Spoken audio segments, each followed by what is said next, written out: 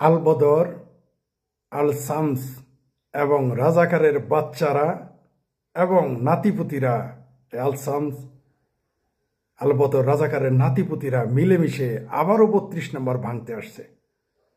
আমি কিন্তু বারবার বলেছি, বাংলাদেশ আওয়ামী লীগ, বাংলাদেশ ছাত্রলীগ, বাংলাদেশ যুবলীগ এবং বাংলাদেশের মুক্তিযুদ্ধের সকল শক্তিকে ভরসা নয়, ভয়ঙ্কর রূপে ফিরতে হবে।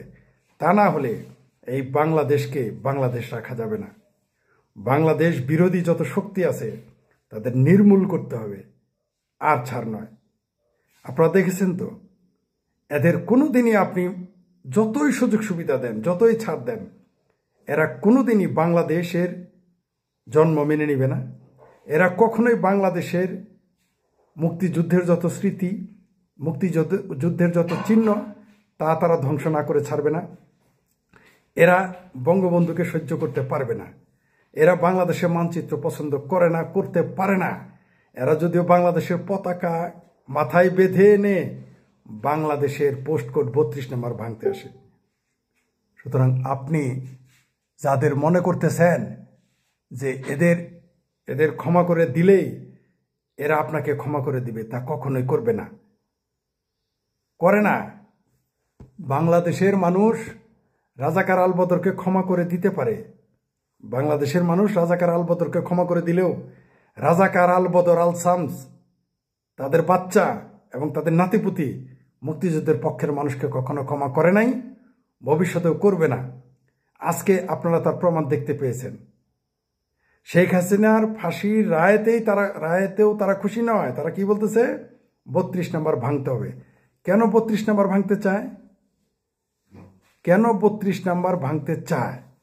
কি কারণে ভাঙতে চায়? তাদের একটাই রাগ, কারণ এই ৩২ নম্বর থেকে তাদের পেয়ারা পাকিস্তান ধ্বংস করে দেওয়া হয়েছে। তারা বলেছিল কিয়ামত পর্যন্ত পাকিস্তান টিকে থাকবে, কিন্তু তাদের পাকিস্তান ২৫ বছর বয়সে ভেঙে খান হয়ে গেছে।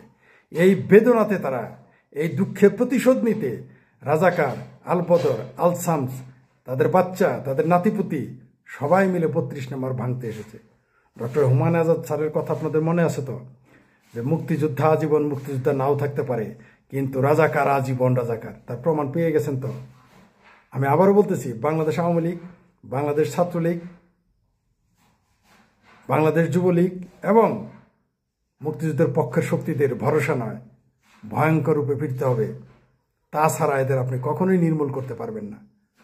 ৮০ মন ঘি কুত্তার লেঙ্গুরে ডললেও কুত্তার লেঙ্গুর কখনো সোজা হবে না। তেমনি পেয়ারা পাকিস্তানের লেঙ্গুর আপনি কোনোদিনই সোজা করতে পারবেন না। এদের বিরুদ্ধে শক্ত অ্যাকশনে যেতে হবে। আশা করি আগামীতে আর আওয়ামী লীগ এবং মুক্তিযুদ্ধের পক্ষের শক্তি এই ভুলটা করবে না, যে আবার তাদের ক্ষমা করে দিবে। আর একটা জিনিস বলি, এই চ্যাঙ্গারু কোর্টের শেখ হাসিনার বিরুদ্ধে যে রায় দিচ্ছে, এই রায়কে বাংলাদেশের জনগণ থোড়াই কেয়ার করে।